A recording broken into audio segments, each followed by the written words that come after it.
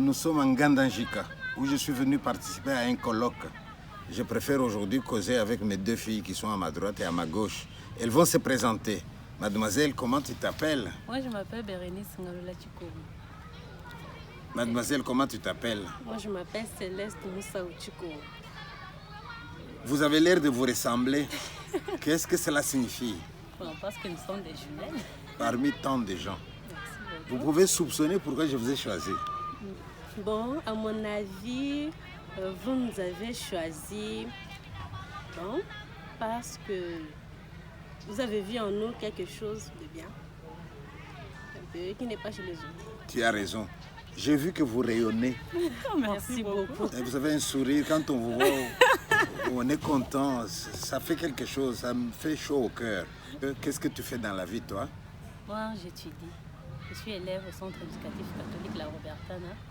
Je suis en 4e scientifique, actuellement 2e scientifique.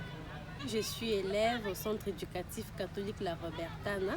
Je suis en 4e scientifique, comme ma soeur. Et alors, qu'est-ce que vous avez comme rêve? Vous aimeriez devenir quoi plus tard? Moi, dans la vie, je rêve de devenir gynécologue. Gynécologue. Oui. Pourquoi? Quelle est la motivation? En fait, j'ai souffert un peu de maladies pareilles qui nécessitaient l'intervention d'un gynécologue. Alors, je me suis dit, si c'est comme ça, je peux aussi aider les autres. Comme moi, on m'aide, je peux devenir aussi gynécologue pour aider les femmes qui en ont besoin. Très bien, mademoiselle. Et toi, tu rêves de devenir quoi? Non, ophtalmologue. Ophtalmologue. Parce que moi aussi, il y a eu un temps où j'ai eu les problèmes d'yeux. Et là, on m'a dit à l'hôpital qu'il y avait encore espoir si je continuais avec les produits, que sinon après je pouvais devenir aveugle. Et là, ça m'avait fait mal. Bon, je continue à prier. Mais après, quand je consultais vraiment des spécialistes, ils m'ont dit que non, il y a espoir que je ne pourrais pas devenir aveugle. Et là, je me suis dit, je dois aussi me spécialiser pour aussi aider mes frères qui ont ce genre de problèmes et les encourager à ne pas perdre espoir. Très bien. Donc, à partir de votre propre souffrance, vous vous êtes dit, je me bats pour moi-même, mais je voudrais aussi que d'autres ne souffrent pas de ce dont j'ai souffert. Oui. Et ça, je trouve ça comme idée magnifique. Où est-ce qu'on en est aujourd'hui dans les relations filles et garçons, hommes et femmes en Gandanjika? Est-ce que la parité existe? Est-ce que l'égalité homme-femme existe? Ou est-ce qu'il y a encore la domination des hommes sur les femmes?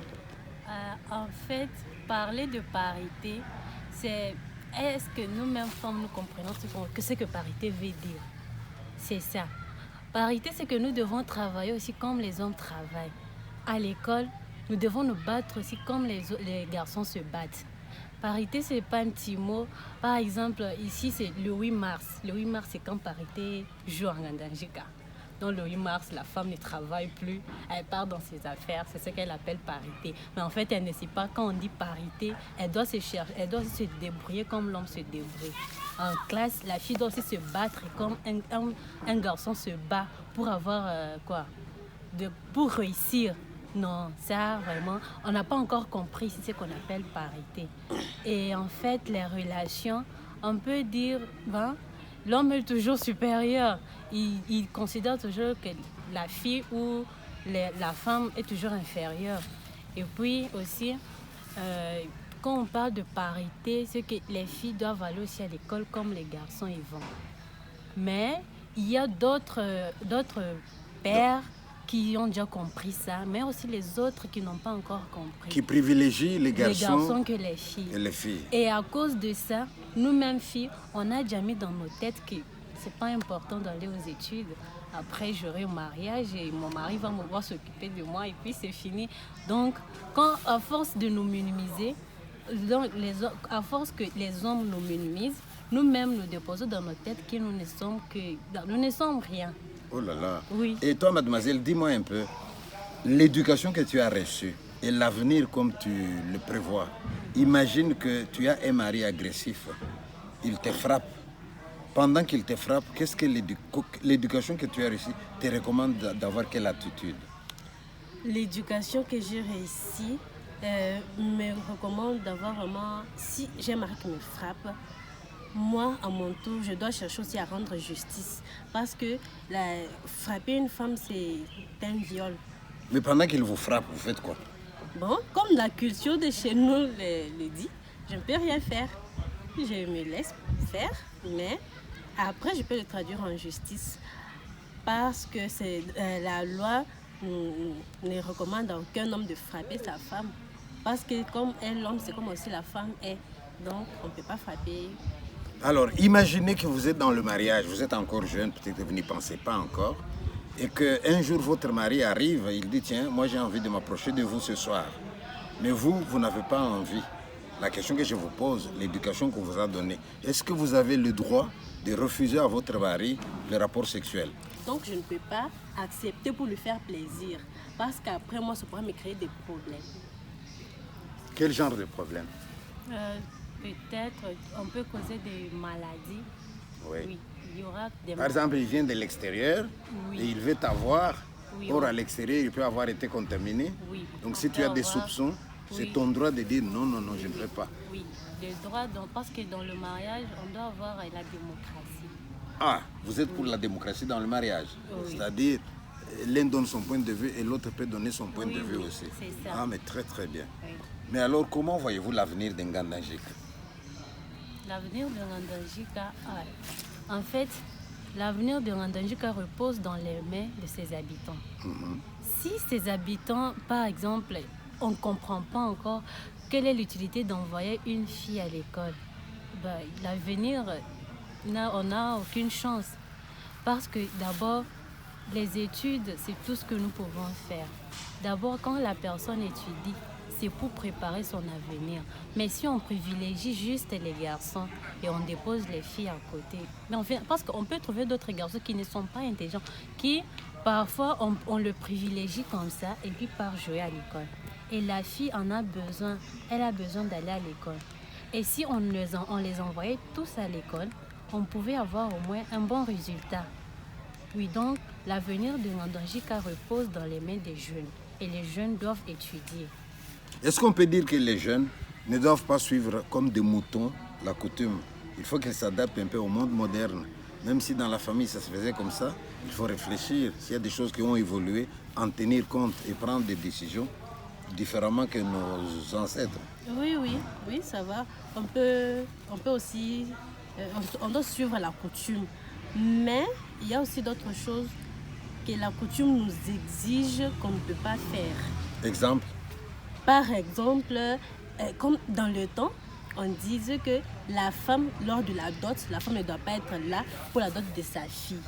Mais ça ne peut pas se faire parce que c'est la femme qui a porté cette fille-là, qui a contribué à l'éducation de la fille. Donc, dans le temps, la coutume voulait qu'au moment où il y a des transactions à propos de la dot, la mère n'a pas de place là-dedans. Oui, et toi, tu dis non, c'est quand même la mère qui a porté son enfant. Oui, elle a le droit d'être là. Oui, à partir de quel montant de dot, toi, tu serais capable de te révolter contre les parents pour dire « Attendez, vous exagérez ».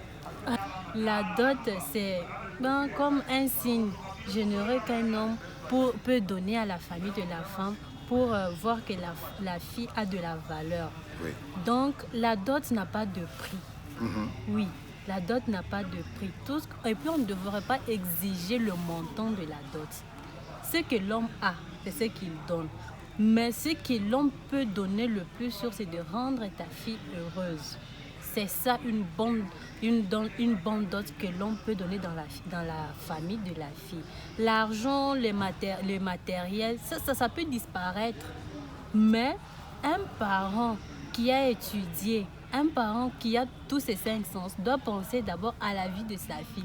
Tu peux donner un grand montant et l'homme peut se débrouiller et donner. Mais après, ta fille va se nourrir de quoi?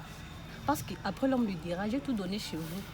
Alors débrouillons-nous. Et puis tu vas voir ta fille matin, midi et soir qui viendra chez toi. Je n'ai pas mangé la nourriture. Là, tu l'as nourrie chez toi. Quand il est déjà chez elle, tu vas venir continuer à nourrir ton gendre et ta fille. Là, ça sera mauvais.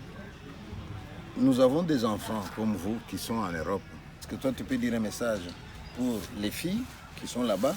Est-ce que toi, tu as un message pour les garçons qui sont là-bas? Pour les filles, moi, je conseillerais vraiment aux filles de vraiment étudier. Parce que si une fille qui a bien étudié, qui a bien préparé son avenir, aucun homme ne peut l'importuner, aucun homme ne peut la maltraiter. C'est lorsque une fille est vraiment dépendante de son mari qu'elle est comme ça. Le conseil que j'ai pour les filles qui vivent en Europe, c'est que il faut d'abord savoir comprendre qu'est-ce que mes parents veulent. Je dois faire. Ils veulent ça pourquoi? Parce que mes parents ont vécu avant moi. Quand ils me disent ça, parce qu'ils ont aussi traversé la même période que moi. Donc, si mes parents me demandent ça, je dois faire. Pas je peux, mais je dois faire. Il y a la période d'adolescence, là c'est une période de révolte où l'adolescent se croit déjà adulte et peut tout faire. Mais il faut aussi, quand les parents nous conseillent, il faut d'abord comprendre, mon père, ma mère a été aussi adolescent. Donc, lorsqu'ils me disent ça, c'est pour mon bien. Aucun parent n'a jamais voulu un mal pour son enfant. Très bien, mademoiselle. Et toi? Moi, pour les garçons, c'est que oui, eux, au moins en Europe, je ne pense pas qu'il y a cette idée-là d'envoyer les garçons à l'école et mépriser l'école des filles. Non, tout le monde va à l'école. Oui, tout le monde va à l'école. La même chance. Bien. Maintenant, quand nous allons à l'école, nous n'allons pas à l'école pour aller s'amuser. Oui, c'est parce que mon père a de l'argent, il se débrouille pour m'envoyer à l'école. Je dois faire l'effort. Parce qu'après, un merci que tu peux dire à ton parent, c'est de gagner ta vie, de réussir dans la vie. Alors, moi, je peux demander aux garçons que le grand merci que tu peux dire à tes parents après, ça sera réussir dans la vie. Et puis, après les études, on dit souvent chaque chose a son temps. Nous partons petit à petit. Après, nous pouvons trouver des copains, des copines, mais ça sera après. D'abord, nous privilégions d'abord les études. Les études, parfois nous sommes un peu distraits avec nos téléphones depuis que nous avons eu des Android, Facebook, WhatsApp. Mais quand nous sommes dans la période scolaire, nous devons d'abord privilégier les études que d'abord nos téléphones. Parce que ça, c'est plus courant. D'abord, nous connaissons d'abord tout quoi ici, toutes les marques de téléphones. Mais avant, d'abord les études. La personne qui a étudié, la personne-là est distinguée partout. On peut rechercher cette personne-là partout ailleurs. Parce que si tu n'as pas étudié, tu n'as pas de la valeur. Mais alors, dans le temps, n'est-ce pas, je ne sais pas si c'est encore valable, il y avait un proverbe qui disait aux gens comme nous, quand tu es encore fort et vigoureux, va à la chasse, cours derrière les gibiers, viens nourrir tes enfants. Comme ça, le jour où tu auras les jambes ankylosées, que tu ne sais plus courir, ce sont les enfants qui iront à la chasse et qui viendront te nourrir. Et maintenant, moi, en tant que parent, est-ce que dans mes vieux jours, je peux encore compter sur vous? Oui, mais on va toujours compter sur nous. Parce qu'un parent, il s'est vraiment battu pour que tu construises toi ta vie. Oui. Et lorsque ce parent-là est fatigué, tu ne peux jamais l'oublier. Ça, c'est vraiment de l'ingratitude. Si tu oublies vraiment ce parent-là, tu peux être un enfant maudit. Parce que ce parent-là s'est vraiment donné. Il s'est privé des trucs qu'il ne pouvait pas faire. Mais il a voulu vraiment que toi, tu sois ce que tu es maintenant. Et là, tu oublies ton parent. Vraiment, cet enfant-là, on peut être un enfant maudit. C'est très bien. Mais vous vous souvenez, quand vous me voyez, vous vous souvenez de quoi?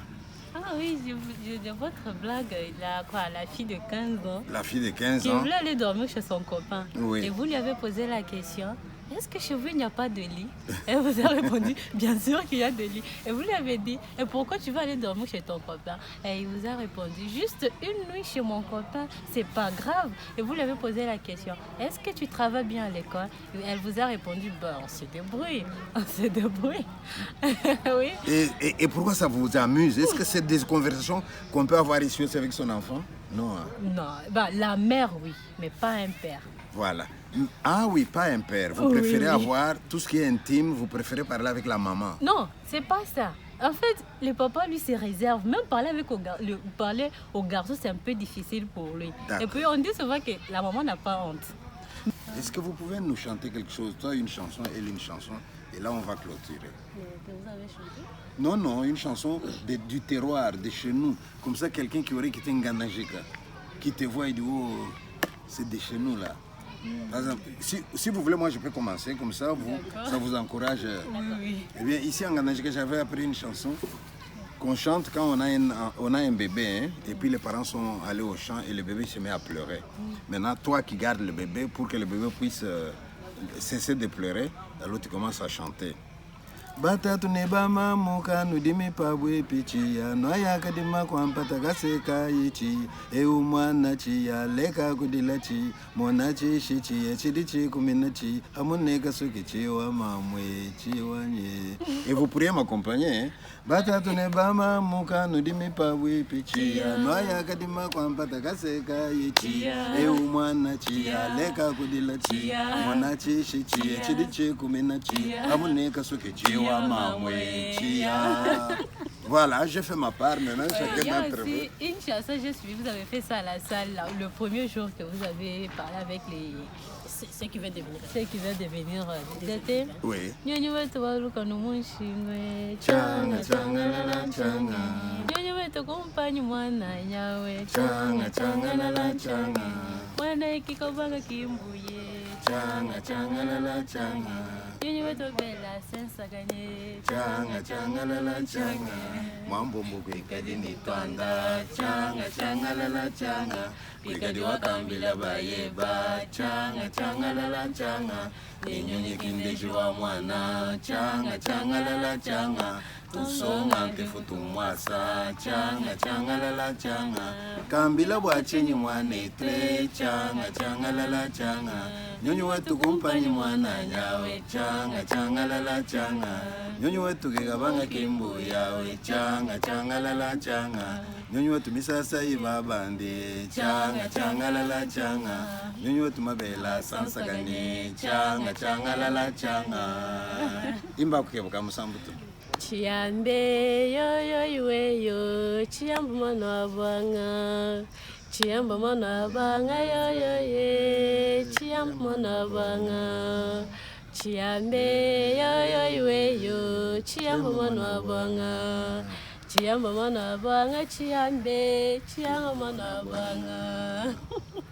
Voilà. Merci Mais, beaucoup. Vous voyez, je vous ai dit que vous, quand on vous regarde, vous dégagez quelque chose.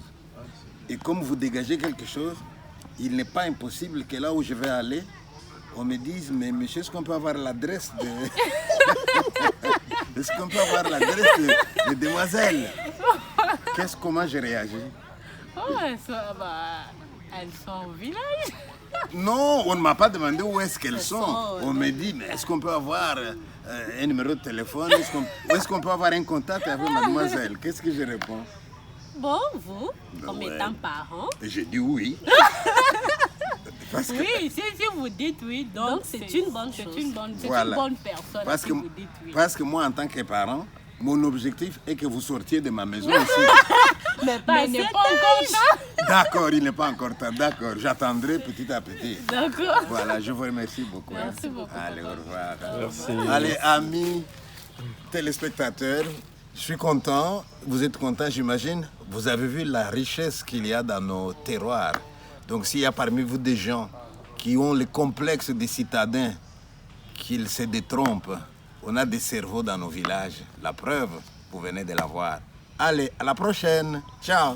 Bye. Il n'y a pas que de cerveau, il y a aussi de belles et jolies filles. Justement. On va si je peux avoir leur numéro de téléphone. Non, elles doivent encore étudier. Alors,